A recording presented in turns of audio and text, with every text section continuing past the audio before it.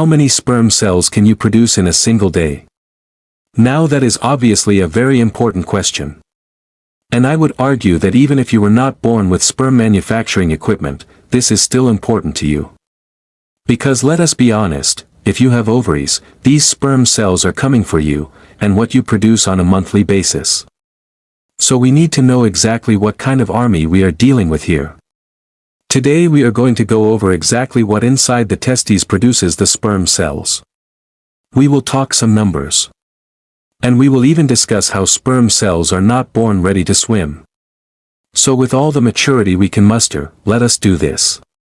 Now most of us have a pretty good idea that sperm is produced in the testes. But we want to know exactly what inside is doing all this work. So we have a male cadaver here with a right testicular dissection. Deep breath. Here we go. This is the right side of the inner thigh, or the right groin. And you can see this is the right testis. Now obviously it has been removed from the scrotal sac, but even then you can still see it has a connective tissue covering, which we are going to show you has been removed in just a second. We also have the spermatic cord moving upward, or superiorly. Now the spermatic cord contains veins, arteries, and nerves for blood and nerve supply to and from the testes. It also contains a tube called the vas deferens, or ductus deferens. The vas deferens transports sperm cells that are produced in the testis up through the spermatic cord and eventually outside the body.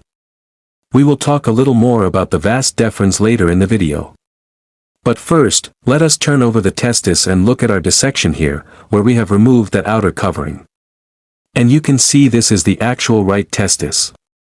Pretty amazing structure. You can even see on top of the testis there is this C-shaped structure. We will get into that a little bit later. It is the epididymis. But first we need to show the internal anatomy of this right testis. Look how incredible that is on the inside. If you look closely, it almost looks like there are these tiny stringy things in there. And those tiny stringy things are exactly what they look like, tiny little tubes packed inside each testis. These tubes are called the seminiferous tubules. There are up to 900 of these in each testis, which is why it looks like all those little stringy structures. And these seminiferous tubules are where sperm cells are produced. Now the process of sperm cell production is referred to as spermatogenesis. And we know that spermatogenesis occurs inside these seminiferous tubules. I want you to think of these tiny little tubes like tiny little hoses. A hose has a wall, typically made of rubber, and then it has an inside hollow space where fluid flows through. We call that hollow space the lumen. But the wall of the seminiferous tubules is where all the magic happens. Because embedded in that wall are stem cells that actually produce the sperm cells. These stem cells have a name. They are called spermatogonia. You can think of it as this mythical land, the land of spermatogonia, where sperm cells are born and sent out into the world. These stem cells, embedded in the wall of the seminiferous tubules, are remarkably busy. They can produce up to 300 million sperm cells in a single day. If we average that out, that is approximately 12.5 million per hour, 208,000 per minute, and around 3,500 every single second. Just like that, 3,500 more. And 3,500 more after that.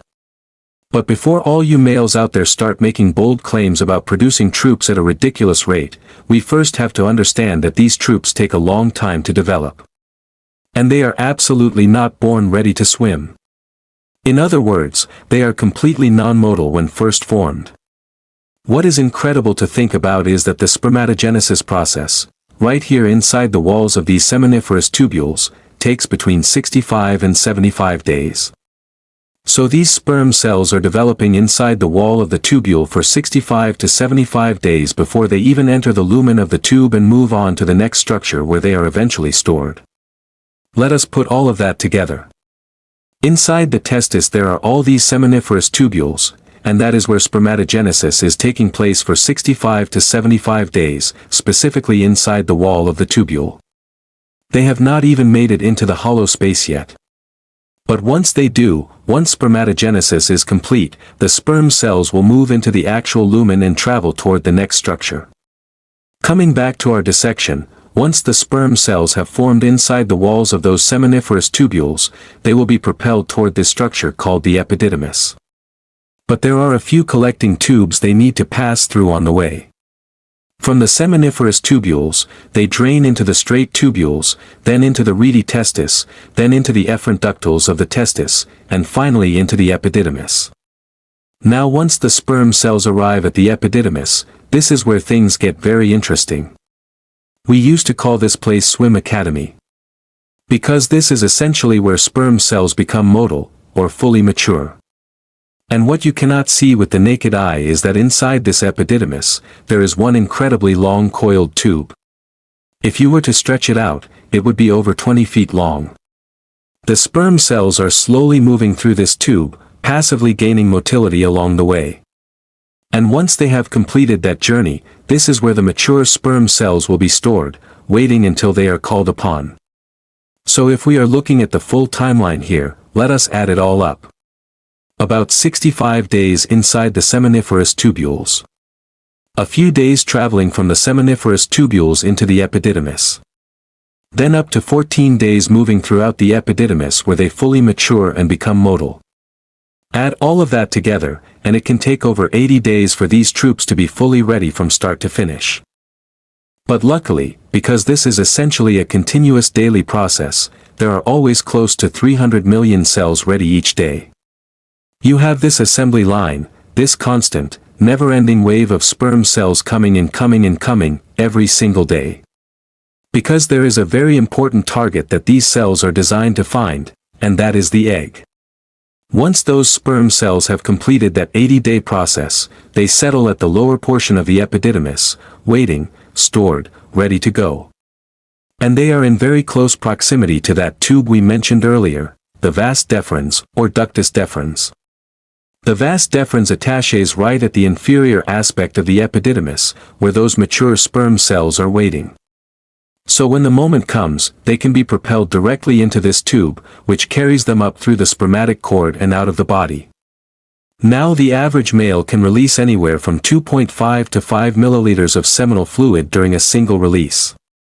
And if you break that down even further, 1 single milliliter of seminal fluid can contain anywhere from 50 to 150 million sperm cells.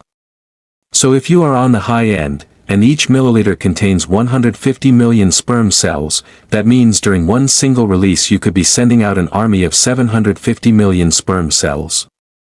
Now that seems like quite the army to release in pursuit of fertilizing just one single egg. But the journey through the female reproductive tract is a treacherous one. Not all of these sperm cells will survive. In fact, the vast majority will not. And typically, only one will actually fertilize the egg. So I want you to think about this for just a moment. We have all had some rough stretches, moments of self-doubt, of feeling down, of wondering if we are good enough. But here is a perspective worth holding on to.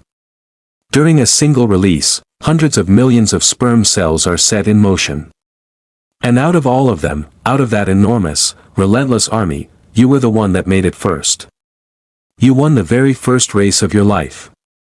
And that is worth something. Thanks for watching our video on sperm cell production. If you enjoyed it, please like, subscribe, and ring the bell for notifications. And as always, safe travels to all the sperm cells out there.